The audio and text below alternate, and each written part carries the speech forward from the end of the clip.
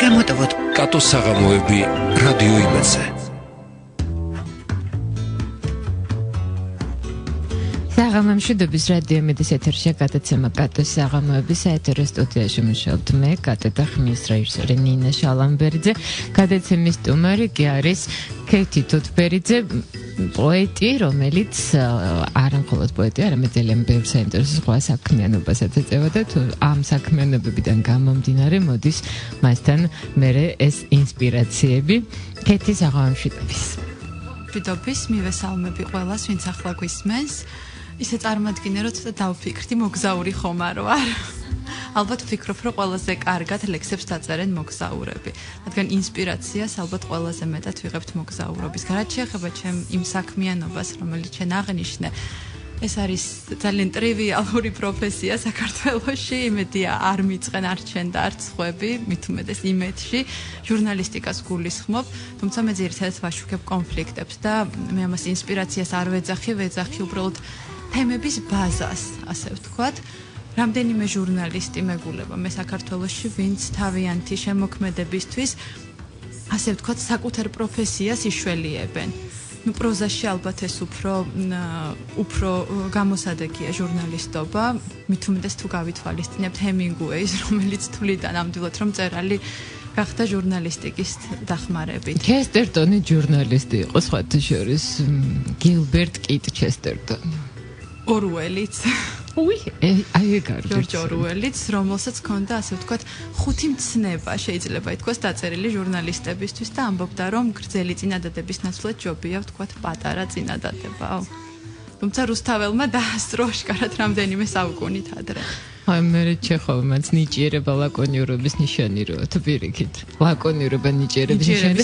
ისე ყველას დაასწრეს სპარტელებმა. თუ როცა მისწერეს მეფე ფილიპეს ხო, იმერ გამოუგზავნეთ უზარმაზარი ეპისტოლარული ჟანრის შედევრი, რომ თუ მოვედი დაგიპყრობთ და ასე მოვიქცევი და ისე და ამათ რომ მისწერეს, რომ თუ კეთილი, მოდი ჩვენ დავუბრუნდეთ ჩვენს პოეზიას, ადოლფსა და ევას ეს კრებული წლის ბოლომდე ალბათ თაროებზე ვიხილავთ, წიგნის თაროებზე. დღის შუქს იხილავს, ასე ვთქვათ. ადოლფი და ევა ეს არის სახელწოდება ერთ-ერთი ლექსის, დავწერე დაახლოებით 3 წლის წინ. რა თქმა უნდა, ეს არის ადოლფის და ევას უცნაური სიყვარულის ისტორია, როგორც ლექსში წერია, ქიმერა სიყვარული. და ცოტა დიდი ისტორია აქვს ამ ლექსის დაწერას. აკვიატებული მქონდა ეს იდეა, შეიძლება ითქვას, რომ დამეწერა ევა ბრაუნზე ლექსი. ევა ბრაუნი თვითონ არის ძალიან საინტერესო პერსონაჟი, რამდენადაც ის არის ამაზრზენი პერსონაჟი ისტორიაში, ერთ-ერთი ყველაზე ამაზრზენი ქალი ალბათ და ამავდროულად საინტერესოც არის. კი, ნამდვილად ძალიან სასტიკი ქალი იყო. მე უბრალოდ მაქვს ასეთი თეორია, ჩემი თეორია არის, რომ დიქტატორებს ყოველთვის ყველაზე დიდ საყრდენს დიქტატორებისთვის წარმოადგენენ მათი საყვარელი ქალები, რომლებიც მათ გვერდით არიან. ადოლფი და ევას სიყვარულზე, როგორც უკვე აღვნიშნეთ, დაახლოებით 5 წელი ვფიქრობდი, ანუ ლექსის დაწერამდე 2 წელი ვფიქრობდი, შემდეგ ვკითხულობდი მარკესის პატრიარქის შემოდგომას. გენიალური ნაწარმოებია ჩემი აზრით, მე ბევრად მირჩევნია მაგალითად ვიდრე მარტოობის 100 წელი. და ვფიქრობ, რომ ზუსტად იმ კითხვებს, რაც მარკესის დაბადების დღე. არ გამხსენები, სხვათა შორის სიმბოლურია, რომ დავიწყეთ მასზე ლაპარაკი. როდესაც ვკითხულობდი, მე მქონდა ძალიან ბევრი კითხვა ჩემთვის გონებაში ამ ადამიანებთან დაკავშირებით, დიქტატორებს გულისხმობ. რაღაცნაირად აკვიატებული მქონდა ეს აზრი ამ არსებებთან დაკავშირებით, ასე ვიტყვი, ცოტა უხეშად მოვიხსენიებ. და ბევრი კითხვაზე პასუხი ამოვიკითხე ამ ნაწარმოებში. შემდეგ, როდესაც იქ არის ერთი ეპიზოდი, ერთ-ერთი თავი შეიძლება ითქვას, მის ცოლზე, ამ დიქტატორის ცოლზე, იქ დავწმუნდი, რომ ქალები როგორ აქეზებენ კაცებს, რომ იყვნენ ასეთი სასტიკები, ასეთი დაუნდობლები.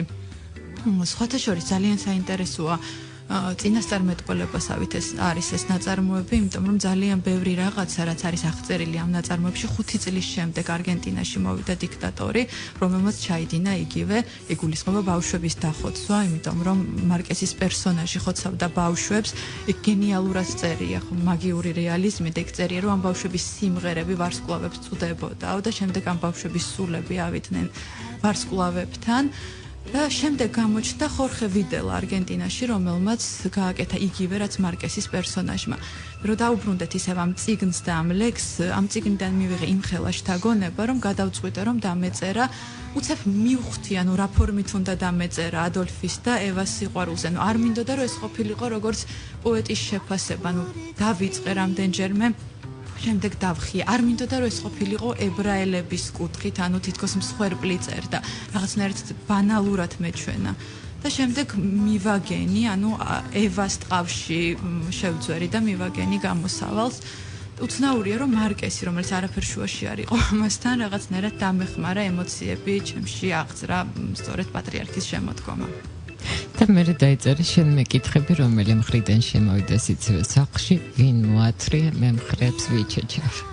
ეს არის ბოლოსკენ ლექსის საკმაოდ დიდი ლექსია, გასაუბრება ადოლფის და ევას იქ არის როგორ უყურებს ევა მის სიკვდილს, როგორ უყურებს რომ ის ხვდება და ბოლოს მაინც საკმაოდ პესიმისტურად მთავრდება ევასთვის, იმიტომ რომ ეუბნება რომ ეს ადამიანები, რომლებიც თითქოს იგულისხმება რომ ის გრძნობს თავს დამარცხებულად. ქიმერა სიყვარული მაქვს მანდ ნახსენები და რაღაცნაირად ხოთა შორს არ მიფიქრია მაგ მეტაფორაზე. ძალიან ბევრმა მკითხა, ერთი მხატვარი დაინტერესდა, რატომ თქვი მაინც და მაინც ქიმერა სიყვარული.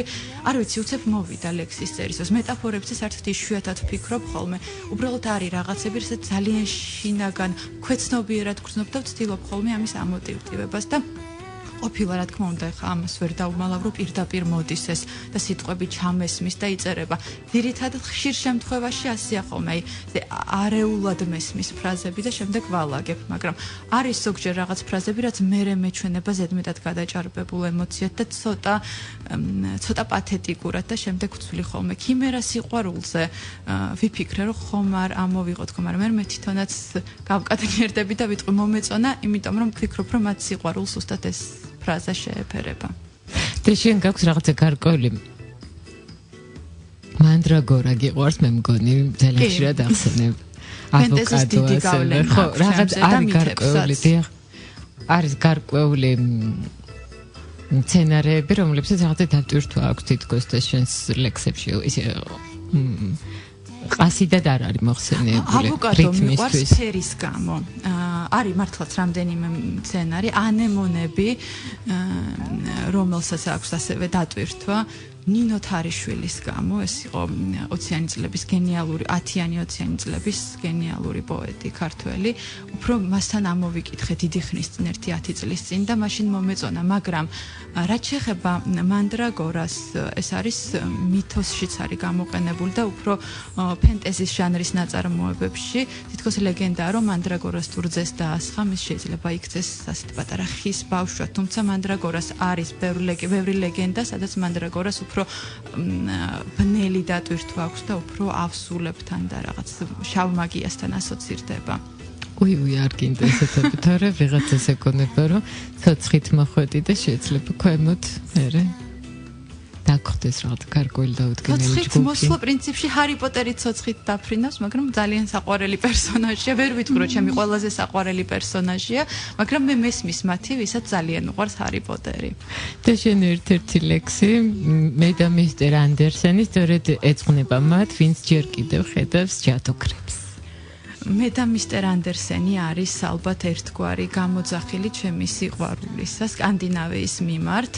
მიუხედავად იმისა, რომ მე მაქვს აბსოლუტურად ლათინური გარეგნობა სამხრეთული, მე ვეძახი ჩემ თავს უბრალოდ მე კი არ ვეძახი, ჩემმა მეგობარმა პოეტმა შემარქვა სალომე ბენიძემ, მითხრა ერთხელ, რომ შენ ხარ ჩემთვის შავთმიანი სკანდინავიელიო, სწორედ იმის გამო, რომ ძალიან მიყვარს სკანდინავიური ზღაპრები. ჰერმიონ გრეინჯერმა.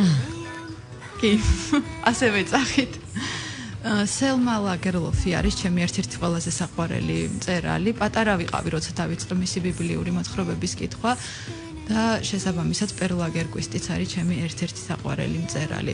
რაც შეეხება ანდერსენს, ანდერსენი არის ჩემთვის შეუცვლელი ნამდვილად. ხა ძალიან ფილოსოფიურია ის ბავშვებს რო ვკითხავ, გაქვს განცდა, რომ ძალიან ასევდიანებ, თუმცა მეორე მხრივ ამას აქ შეარასწავლე სხვების თანაგრძნობა, ალბათ მე როგორ გვიანი იქნება.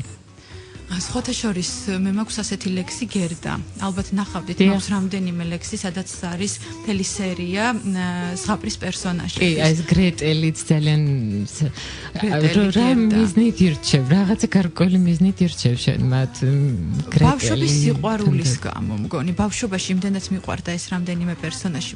თუმცა ძალიან მიყვარდა ფიფქიაც, მაგრამ ფიფქიაზე ლექსია ვერ დავწერე, რატომღაც. ეს არის რომ რაღაცა ცოტა ისეთ პერსონაჟებს ირჩევ, თავგადასავლებით სავსებს. კი, ნამდვილად გერდას ლექსში გერდაშიც აღწერილია მისი თავგადასავალი. ისე გერდა არის ჩემი ყველაზე საყვარელი პერსონაჟი ზღაპრის გმირებიდან. ჰერმიონასაც კი მირჩევნია ნამდვილად. გერდა არის გენიალური პერსონაჟი. არის პატარა გოგო, რომელიც ესაუბრება მცენარეებს, უბრალოდ ესმის მცენარეების ენა, ფაქტობრივად იმორჩილებს, ტიქიებს, რაღაცნაირად თითქოს მესიის თვისებები აქვს ბოლოს შეთავსებული, ცოტა ჩაუღრმავდებით. ეს დავაფიქსირე შემდეგ, როდესაც უკვე დიდი ვიყავი და კიდევ ერთხელ გადავიკითხე ანდერსენი, თუმცა ბავშვობაში ამას რა თქმა უნდა ისე ვერ ვაფიქსირებდი, მაგრამ ძალიან მიყვარდა გერდა და სხვათა შორის იყო ერთადერთი პერსონაჟი, რომელიც მინდოდა რომ მთლიანად ყოფილიყავი, მზად ვიყავი რომ ჩემი ცხოვრება დამეთმო და გადავქცეულიყავი გერდად. მქონდა განცდა რომ გერდა მქონდა ფილმი ნანახი, ეს ზღაპარი თვითონ თოვლის დედოფალი, ასეთი განცდა მქონდა, იმიტომ რომ იმდენად ნათლად ვხედავდი ამას. ხოთი შორის წიგნებზეც მაქვს ეს განცდა. ზოგჯერ ვფიქრობ ხოლმე რომ ეკრანიზაცია მაქვს ნანახი თუ ჩემი ფანტაზია. მაგალითად მაქვს განცდა რომ ოსტატი და მარგარიტა მაქვს ფილმი ნანახი. არსებობს რაღაც სერიალი, როგორც ვიცი, 5 სერიანი, მაგრამ მაქვს ჩემი ფილმები, მაგას ვთქვათ, გონებაში გადაღებული. ანუ ესე ხედავთ თქვენ, ესეთი აღქმა გაქვთ. ვიღაცა არ მახსოვს რომ მიღაც ძალიან ცნობილი მწერალი ამბობდა რომ ბახს როცა უსმენს მგონია რომ დიდებულები ჩამოდიან კიბეებზე ნელ-ნელა. როგორც ჩეს თქვენს ესეთი აღქმა გაქვთ. ხედავ ხოლმე თითქოს, ანუ რო ვკითხულობ, ხედავ. ასეთი ყველა წიგნზე არ მაქვს. არა, სამწუხაროდ ხატვის ნიჭი არ მაქვს საერთოდ. ჩვენ ნინა გვანიშნებს რომ ახლა საინფორმაციო გამოშვებას უნდა დავუთმოთ რადიო იმედის ეთერში და შემდგომ ისევ გავაგრძელებთ საუბარს პოეზიაზე. არ გამოტოვოთ კატოს საღამოები რადიო იმედზე.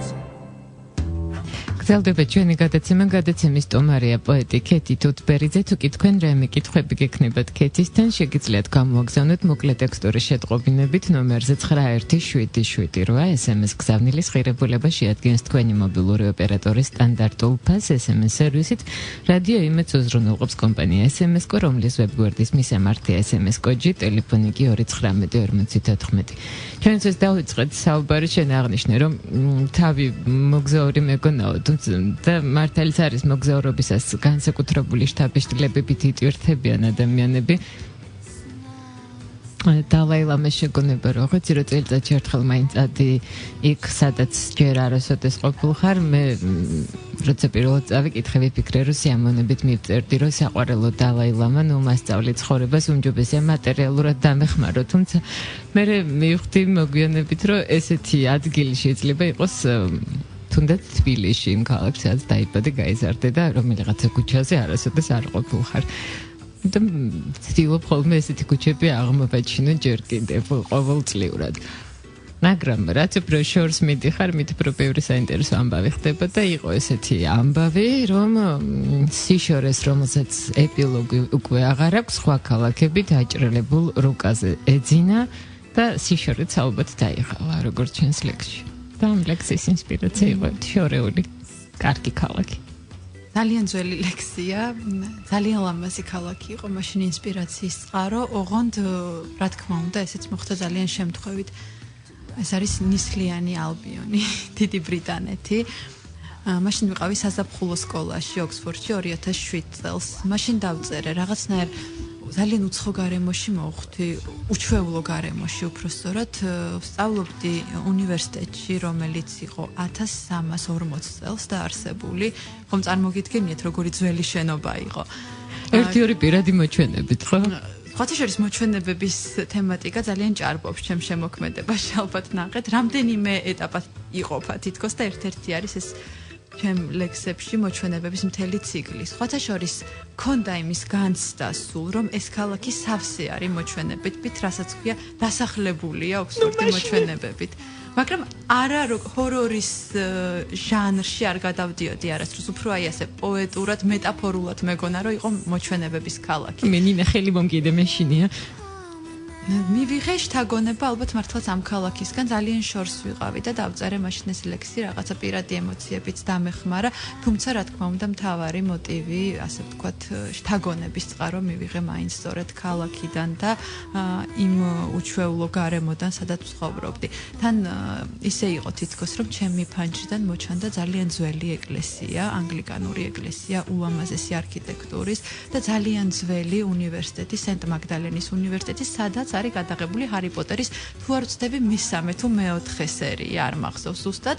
ჩემმა ლექტორმა შემიყვანა იქ თვითონ სწავლობდა დოქტორანტურას გადიოდა იმ უნივერსიტეტში დამათვალიერებინა და მაშინ მითხრა რომ აქ არის ასეთი ლეგენდა რომ აი ამ ჭასთან ჭის გარშემო იქ არის ერთ-ერთი კადრი ჰარი პოტერშიც იმ ჭის გარშემო აი ამ ჭასთან ცხოვრობენ მოჩვენებები და ჭიდან ხმები ისმის და სხვათა შორის ბინდდებოდა თან ნისლი იყო ოქსფორდში ხშირად არის ნისლი მაგრამ არ შემშინებია რაღაც იმას უხდებოდა იმ გარემოს თუმცა დღეს რომ ალბათ ამ წუთას რო აქ ნისლი ჩამოწვეს და რაღაც ასეთი მითხრან ნამდვილად ძალიან შემეშინდება.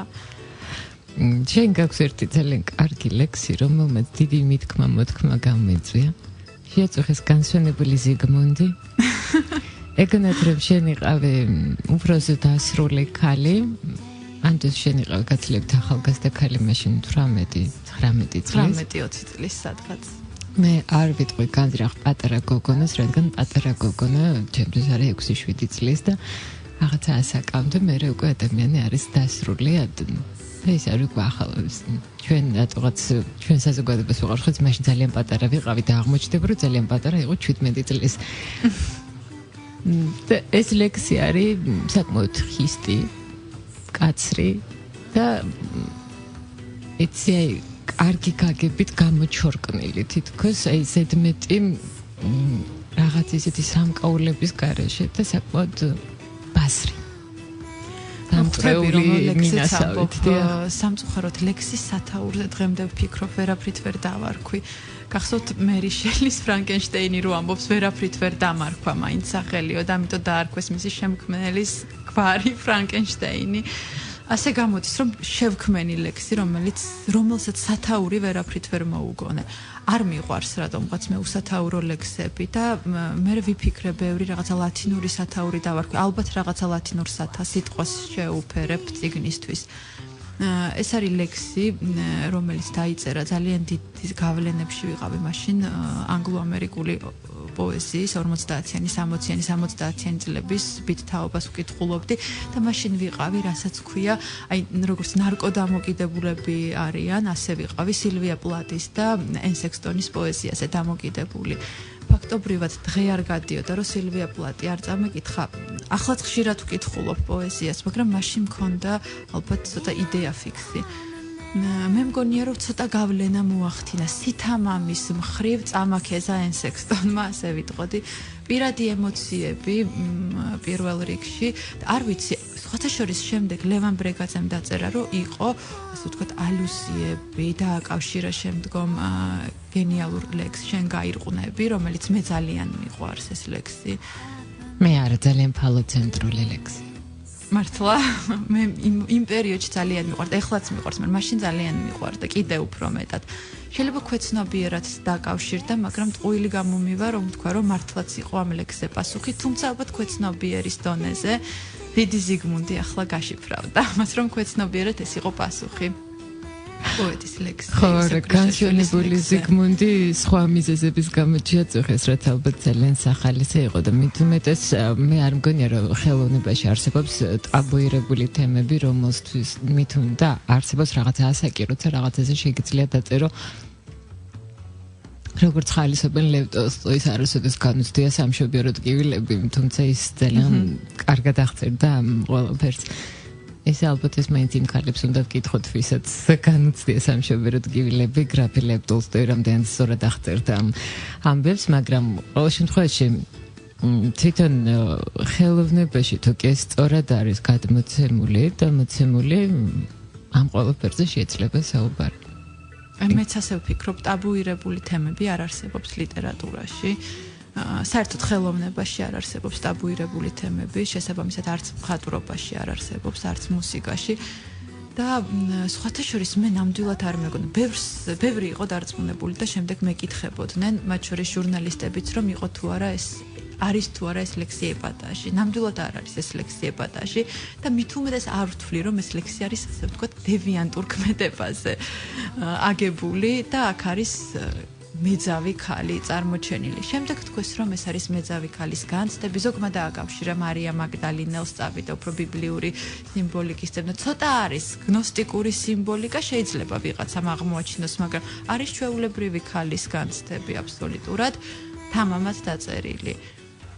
სიყვარულის უფრო მთავარი აქ მაინც არის სიყვარულის ძიება ალბათ. და დეფიციტი რომელსაც ის ვერაფრით ვერ ივსებს და არა ხო იცით რა მე ძალიან მიგვრის ეს შეფასებები მეც ლევან ბრეგაძის ესე მაქვს წაკითხული რომელშიც მართლა ძალიან კარგად არის ეს ალუზიები თქვენ რამდენად გქონდათ არ გქონდათ სხვა არის მაგრამ ნუ მან დაინახა და რაღაცა ძალიან საინტერესოდ ებმის ეს ორი ლექსი მართლაც ერთმანეთს გადაძახილივით არის თითქოს სხვადასხვა ეპოქისა ერთმანეთზე და სწორედ აი თითქოს იმ ფალოცენტრულ ლექსს პასუხობს თქვენი ლექსი და ენერგიენი სიმართლე გითხრათ ცოტა გაუგებარია, როცა არ გიკითხებოდნენ თქვენ რამდენი მამაკაცი გყავდათ? ამ ლექსიდან გავამდინარე? ძალიან ყველაზე პრიმიტიული კითხვა რაც შეიძლება დაესვათ ალბათ ეს იყო. შემდეგ ჩემი პასუხი იყო ის ამ ლექს, ამ რამდენიმე ეროტიკულ ლექს უკვე მოჰყვა ჩემგან მთელი ეს ციკლი მოჩვენებებზე. მე ამას ცოტა ხუმრობით პასუხობდი, რომ ანუ მე ვამპირი ვარ, მკვდარი ვარ, იმიტომ რომ მე მაქვს ლექსები, რომლებიც არის თითქოს მკვდარი ქალის მიერ მოჩვენებად ქცეული ქალისგან დაწერილი. ხათია პირველი პირი არის მით უმეტეს პროზაში ეს არის ყველაზე ადვილი ხერხი იმისთვის რომ უფრო ადვილათაც იწერება. შეიძლება ამაზე იმ მომენტში არ ფიქრობდე, მაგრამ ყველაზე აპრობირებული მეთოდია, რა თქმა უნდა, მე მიყვარს ძალიან პირველ პირში დაწერილი ლექსები. ნაწარმოები პროზაც, რა თქმა უნდა, ნუ პროზაზე არ ვილაპარაკებ, პროზა სხვა მე არ ვწერ პროზას, თუმცა ძალიან ვისურვებდი რომ დავწერო. რაც შეეხება ლექსებს, პირველ პირში, რა თქმა უნდა, მე მერჩივნა რომ დამეწერა პირველ პირში, ვიდრე შენ, თქვათ, მე თქვა შენი და შენ ხარ მახსოვს ზუსტად ფრაზები, იმდენი ხანია ეს ლექსი არ წამიკითხავს. მე გაგაცენებ თქვენ ბავშვები. ჩემო პირველო მამაკაცო შენია, ჩემი მოგონილი კდება მოსილება ამ ჭუნჭყიანი ფანჯრების ქვემოთ ღრუბლები ჩანდა თავდაყირა ჩვენი კუთხიდან. აღარასოდეს განმეორდებით ხორში მომდგარი ბგერებითა და სიყვარულის დეფლორაციით. ხო, სწორედ ამას მომობ, რომ დამეწერა შენი პირველი მამაკაცი, მგონია რომ ბევრად ხელოვნური იქნებოდა. და დიდაქტიკურიც იქნებოდა. და ცოტა ისეთი რაღაცა იმპერატივით მიმართვა გამოვიდოდა და რაღაცა დარიგება და ცოტა მორალისტური. მე არ მიყვარს მორალისტის როლში გამოსვლა ხომ და ისედაც, ანუ ამ იმდენი რაღაცა მითხრეს, რომ მე ხუმრობით ვამბობდი, რომ თქვენ უფრო მეც ფიქრობთ ჩემ ლექსზე, ვიდრე მეთქო. უბრალოდ მქონდა ემოცია, რომელიც დავწერეთ. ხათია, ეს არ არის არანაირად ავტობიოგრაფიული, არც არავის ისტორია არ ამიღია, უბრალოდ დაიწერა რაღაცნაირად ემოციებით და არ ვფიქრობ ნამდვილად, რომ ეს არის ეპატაჟი და არ ვფიქრობ, რომ ეს იყო ყურადღების მიქცევის მცდელობა, ყველანაირ მოლოდინს გადააჭარბა, რომ ამ ლექსზე ბევრს ლაპარაკობ. არც მე და არც მაშინ არ მიფიქრია, როცა პირველად წავიკითხე ეს ლექსი და მე რო გავიგე, რომ ეს იყო ძალიან ახალგაზრდა ქალის დაწერილი, პირიქით მივხვდი, რომ სწორედ ესეთი ახალგაზრდა ქალი თუ დაწერდა და იმ თაობის, რომელსაც თქვენ მიეკუთვნებით, იმიტომ რომ რაღაცა გარკვეული სხვა თაობის ამ კლიშეებს, ამ სტერეოტიპებს ვერ დაარღვევდა და ვერ გადააბიჯებდა თითქოს. არ ვიცი, შეიძლება სითამამე არ ყოფოდა, ხო, ასეციოა ჩვენ საუბრობთ ახლა იმაზე, რომ აი შეიძლება თუ არა რაღაცა დაწერო ლექსში, მაგრამ სამწუხაროდ მაშინ როცა რაღაც ძალიან ბევრი რამე ტაბუირებულია საზოგადოებაში, ამისთვის უკვე რაღაცა გმირობა ხდება ლამის მე მგონი საჭირო. სამწუხაროა რომ გმირობად რაღაცა ცოტა თამამ განცხადებას გითვლიან ხოლმე საზოგადოებაში. ერთი სიტყვით იმის თქმა მინდა რომ ეს ლექსი რომ როცა დავწერე ძალიან ნაკლებად ვფიქრობდი იმაზე რომ ეკნებოდა ასეთი გამოხმაურება და შესაბამისად ნაკლებად ვფიქრობდი იმაზე რომ ასეთი ცოტა ესე რომ ვთქვათ ბანალურად კუდებს თუ გამოაბამდნენ ასე. აი ჩვენ თქვენ ლექსებს მე ალბათ ისევ დავაბრუნდებით და თავად თქვენ ძალიან ბევრს კითხულობთ, რაც არ არის გასაკვირი გარდა იმისა, რომ ყველა ადამიანისთვის სასურველია კითხვა, მწერლისა და პოეტისთვის განსაკუთრებულად კიდევ ალბათ უფრო ორმაგად და ასმაგად სასურველია, იმიტომ რომ თუნდაც იგივე ველოსიპედი არ გამოიგონეს ხელახლა და ან ბალახის და ტალახის დონეზე არ დარჩეს ხო მისი რითმები და რომ დავანებადროებით თავი პოეზიას და პროზა რომელსაც ჯერჯერობით არ წყალობთ. აი უცებრავ თქვენთვის ეთქვათ რომ რომელიმე ნაწარმოების გარეშე რჩებით. განაკაცობრებულად აი ზუსტად თქვენ რჩებით ამ ნაწარმოების გარეშე. აი რომლის გარეშე ვერ გადაიტანდით დარჩენას და რომელს დაწერდით თქვენ თავად საჩქარო წესით. ერთს დავასახელებ 1984 ჯორჯ ორუელის და მეორეს დავასახელებ ხაზარების ლექსიკონს მილორად პავიჩის. მილორად პავიჩმა შემაყვარა სერბეთი. თამამად შემიძლია ვთქვა. მე პროფესიით ვარ ჟურნალისტი, მუშაობ ძირითადად საერთაშორისო ამბებზე, საერთაშორისო კონფლიქტებზე და ვცნობ ხოლმე, როდესაც ვაშუქებ ხოლმე სერბეთის ამბავს, მაგალითად შარშან იყო საუბარი იმაზე, რომ სერბეთი და კოსოვო ევროკავშირში უნდა შესულიყო. რაღაცნაირად აი ხო ხვდებით, თითქოს სხვა ქვეყანაზე მიჯაჭვულობა, მეორე სამშობლო არ მიყვარს ეგ ფრაზა, მაგრამ განსაკუთრებული მოგონებები რო გაქვს თითქოს რაღაც ქვეყანასთან დაკავშირებით, ასეთი დამოკიდებულება მაქვს სერბეთთან. და მხოლოდ პავიჩის დამსახურებით ბელგრადში არასდროს არ ყოფილ ვარ, არ მიყვარს კუსტურიცა, ნამდვილად არ მიყვარს. მით უმეტეს იმის გამო, რასაც ბოლო პერიოდში უცნაურ განცხადებებს აკეთებს ძალიან, ალბათ ყველა ხვდება, რასაც გულისხმობ. მაგრამ პავიჩის გამო ვარ შეყვარებული სერბეთზე და ძალიან საინტერესო ქვეყანაა ჩემთვის, დიდი სიამოვნებით ვიმოგზაურებდი და ალბათ მგონია რომ იქ დავწერდი რამდენიმე ლექსს და პავიჩის გავლენითაც. აი თქვენ ძალიან გიყვართ აღნიშნეთ კი ეცოთ სათაურების დარქმევა ლექსებზე და ასევე გიყვართ პერსონაჟებისთვის სახელების მოფიქრება. არასოდეს არ არიან ისინი უსახელოდ. კი, მიყვარს რამდენიმე გამოგონილი პერსონაჟი მყავს სხვათა შორის ლექსში. ერთ-ერთი არის კენდრა, პატარა გოგო. კენდრა სკანდინავიურ მითოლოგიაშიც არის კენდრა, ოღონდ ზუსტად არ მახსოვს ეს კენდრა. ქალღმერთი ნამდვილად არ არის ვიღას, ასე ვთქვათ, შეიძლება ტყის პერსონაჟი. სკანდინავია განუყრელი ხართ.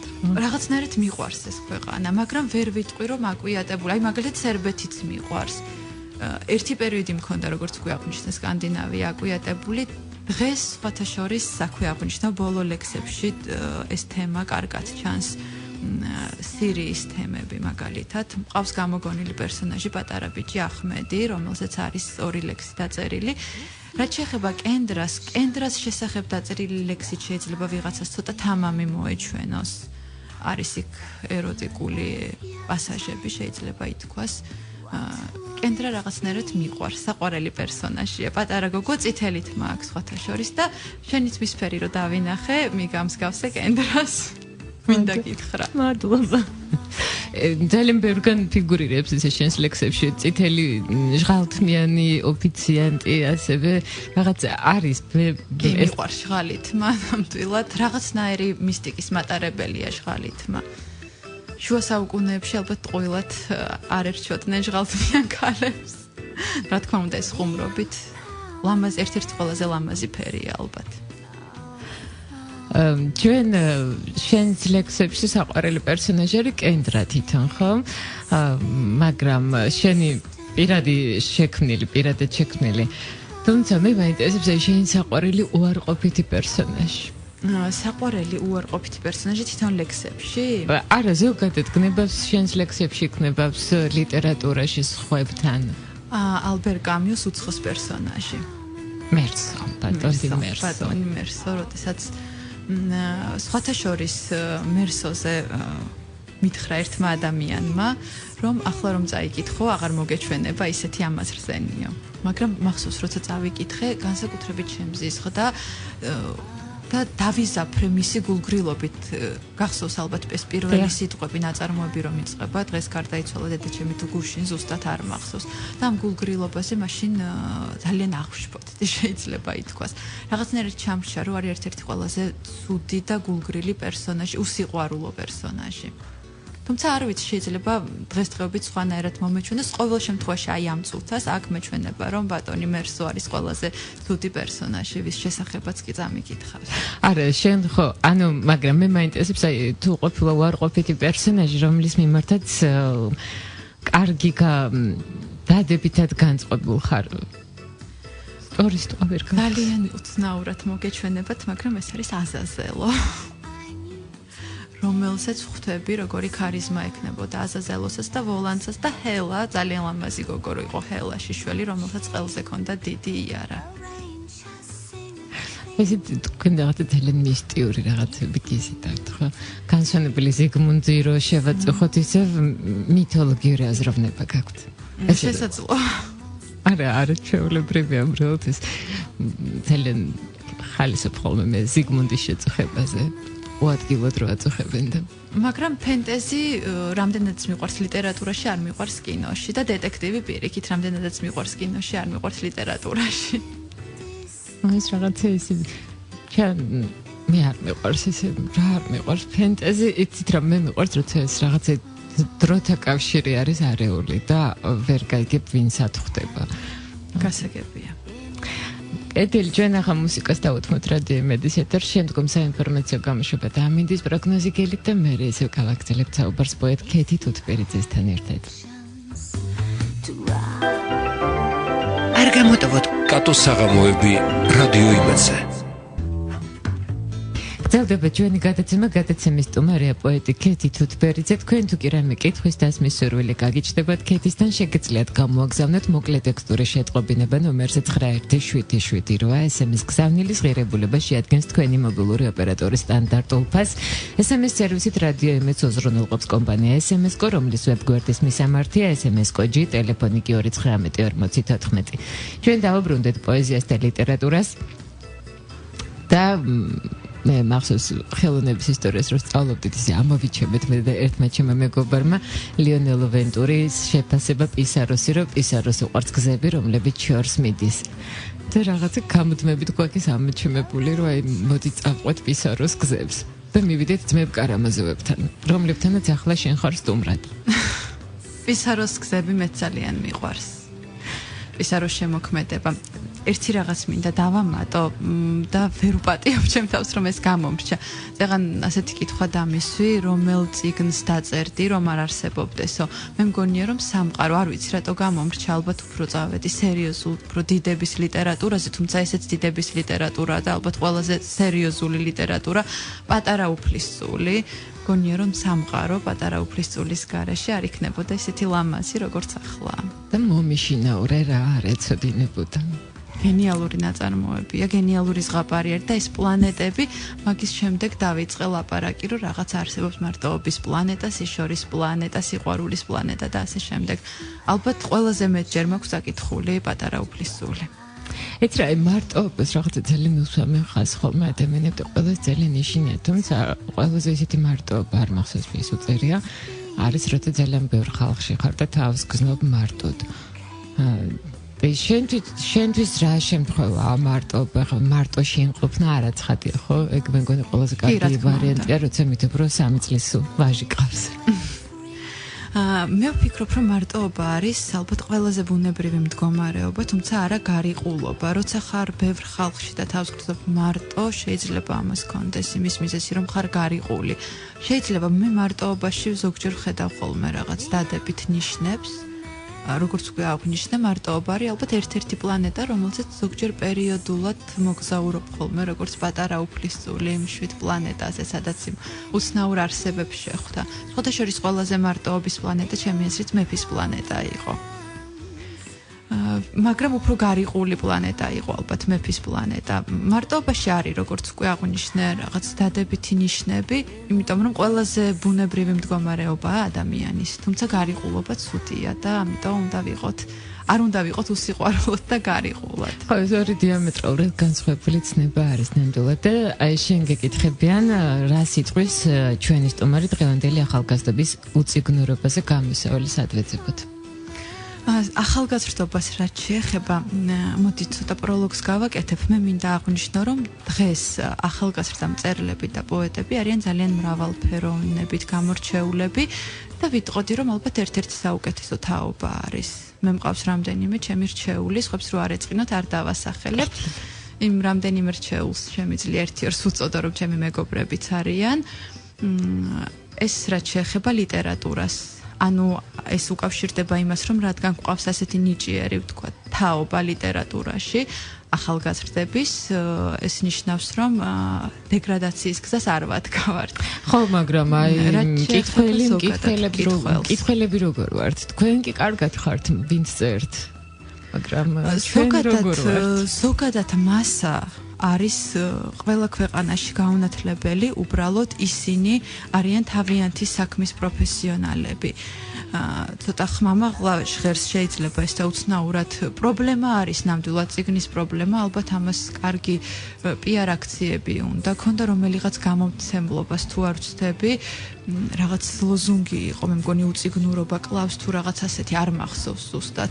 კარგი ასეთი პიარ აქციები და სხვათა შორის ახლა იწყება რომელიღაც არხზე, არც ეს არ მახსოვს, მე მგონი უბრალოდ გამახსენთ არ ვიტყვი რაღაც რეკლამასავით რომ არ გამოვიდეს, იმედი არ არის.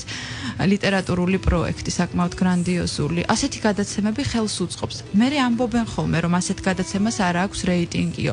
მე ვფიქრობ რომ როცა იქნება უკვე დიდი რაოდენობით ასეთი გადაცემა, ეყოლება მას მსმენელიც და მაყურებელიც. შესაბამისად, როცა იქნება რამდენიმე კარგად გაპიარებული და ბიზნესმენები მოინდომებენ ფულის ჩადებას ლიტერატურულ ჟურნალებში, ალბათ ადრე თუ გვიან ერთ წელიწადში სუმცირე გამოიღებს ალბათ შედეგს დაიწყებენ კითხვას. მაგალითად ინასტრანკას მსგავსი ჟურნალი რომ არსებობდეს საქართველოში, ჩვენ გვყავს რამდენიმე არაჩვეულებრივი მთარგმნელი, მათ რომ აფინანსებდეს ვინმე, ისინი თავისუფლად შეძლებენ თარგმნონ. ინასტრანკა არის ალბათ ერთ-ერთი ყველაზე მაღალი დონის გაზეთი, ჟურნალი, არა მხოლოდ რუსეთში, ალბათ ევროპის მასშტაბითაც, ბრიტანეთს აქვს ასეთი ტიპის ჟურნალები, რა თქმა უნდა ამერიკას, სხვა ქვეყნებსაც. შესაბამისად, კარგი იქნება ჩვენთანაც რომ არსებობდეს, იქნება ამანაც შეუწყოს ხელი. პრობლემა უციგნურობა ყოველთვის არის და ალბათ გაუნათლებლობიდან მოდის შემდეგ ძალიან ბევრი პრობლემა.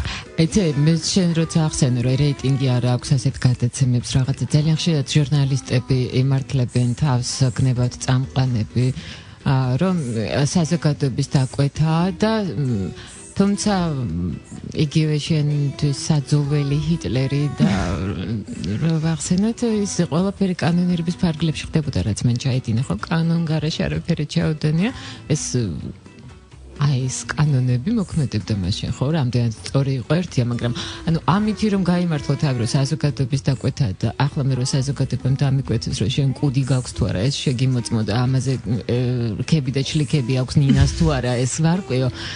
რაღაცა არ მგონია მაინც და მაინც სწორი იყოს. ანუ რატომ უნდა აყვეს შენ საზოგადოების დაკვეთას და რატომ არ უნდა შესთავაზო იქით თამაშის წესები, მით უფრო როგორც ვიცი, ეს როგორც აწყობს საინფორმაციოს თუნდაც, რასაც პირველ ამბად აწვდი, ის გონია სწორედ საზოგადოების ყველაზე მთავარი ამბავი და ამის შესახებ რაღაც ექსპერიმენტებიც ყოფილა ჩატარებული და ასე შემდეგ.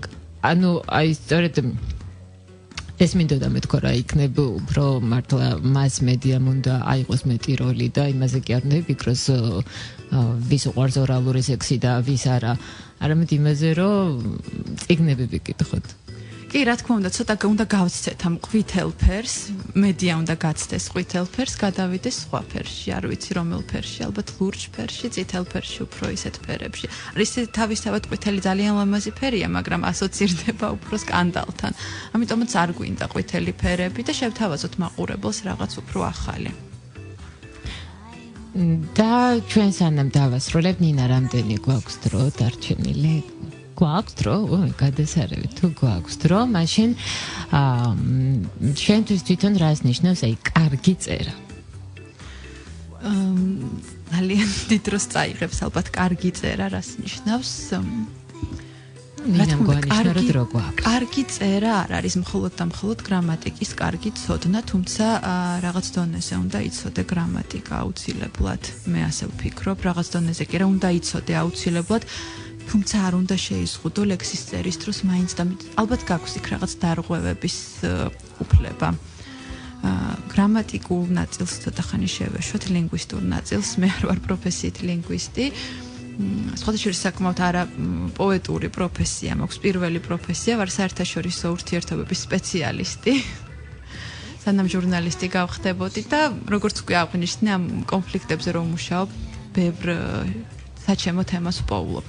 რაც შეეხება კარგ წერას, კარგი წერა არის ალბათ პროცესი, როდესაც ვიღაცა, თუნდაც 1-2 ადამიანი მაინც შენს ნაწერში პოულობს მისთვის სასიცოცხლოდ მნიშვნელოვან თუნდაც ერთ ფრაზას. ძალიან ზოგადად ვამბობ ახლა, კარგი წერა ალბათ ყველაზე სუბიექტური ცნება არის, რასაც შეიძლება ბევრი ვიმსჯელოთ. ვიღაცისთვის მაგალითად კარგი წერა თუ ტაბუირებულ თემებს არ შეეხება და ასე შემდეგ. ზოგისთვის პირიქით. და თვითონ შენ რამ შემოგაყვარა წერა, ესე წერამ როდის აგიტანა? პატარა ვიყავი ძალიან, მახსოვს როცა დავიწყე წერა. მე სხვათა შორის დავიწყე ზღაპრების წერა, მაგრამ მე ისევ ლექსებს და პატარა ვიყავი, ხლაც 10-11 წლის ჩემთვის ვწერდი ზღაპრებს. ახლა ვიგონებ ზღაპრებს, ჩემ შულს უყვები ხოლმე, მაგრამ არ ვწერ. წერ მაინც ლექსებს. ძალიან დიდი პოეტური კითხვა დაგისვეს, ჩვენი ცხოვრება ხომ მთლიანად მხატვრულ ნაწარმოებს გავს თავიდან ბოლომდე. ალბათ გავს, იცით და ზოგის ალბათ არის უფრო ისეთი ფილმს რო შევატაროთ, ზოგის ცხოვრება უფრო ტრილერს წააგავს. იცი რა არის, მე მგონი ჟანრობრივად განსხვავებულია ყველას ცხოვრება, თუ მხატვრულ ფილმს გავს ან ნაწარმოებს, ჟანრობრივად ყველასი განსხვავდება, ვინატროთ რომ არავის არ ჰქონდეს ჰორორის ჟანრის ცხოვრება.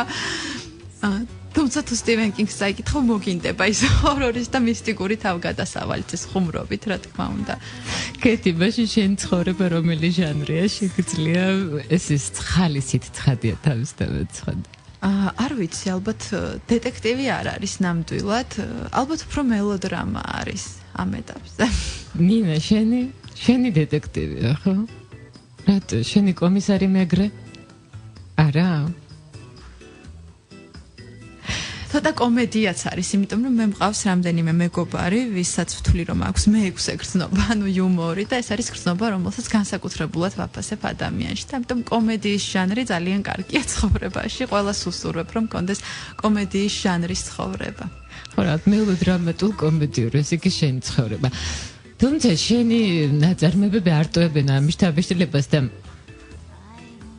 ეს ყველა ადამიანში ერთი ადამიანის გარდა არის კიდე სხვა ადამიანის ცხოვრობს, ალბათ მეორე კეთი, რომელიც წერს არა მელოდრამატულ და კომიკურ რაღაცებს, არამედ დრამას. ხო, ალბათ ეს არის სადღაც ჩემში შიგნით ჩაბუდებული მეორე კეთი, რომელსაც ქვია გერდაც, გრეტელიც და კენდრაც. რაღაც ესეთი სამი ჰიპოსტაზი აქვს მას. კი, ასე გამოდის, ცოტა ტრიუმვირატივით ჩამოვაყალიბე, მაგრამ არის ალბათ რამდენიმე. მეორე მე არ მჯერ, მე მგონია რომ რამდენიმე მე არსებობს. კი, მეც ესე მგონი, მეორე მე რაღაცა ძალიან შეზღუდვა იქნებოდა და თვითონ მე არის. შეიძლება მე ასე მეც მოვიდეს საიდანღაც. ხო, რაც უფრო მრავალფეროვანი, თან ასაკთან ერთად უნდა განვითარდე და არ უნდა დარჩე სადღაც ერთთან, ხო? რა თქმა უნდა. 6 წლის ასაკში. ზოგი სოციოლოგი მიიჩნევს, რომ სოციალიზაცია მთავრდება 6-7 წლის ასაკში ადამიანის, თუმცა ალბათ ესეც ნოვენდობით. მუდმივად ვითარდებით. კეთილი, ჩვენი გადაცემა დასრულდა. გადაცემის სტუმარი იყო პოეტი კეთი თუთბერიძე. კეთი, უღრმესი მადლობა სტუმრად მობრძანებისათვის. ნინა, მადლობა რომ ხმის რეჟისორობა გაგვიძე. მადლობა მსმენელს ყურადღებისთვის. გემშვიდობებით უსმენეთ რადიო იმედს. დიდი მადლობა.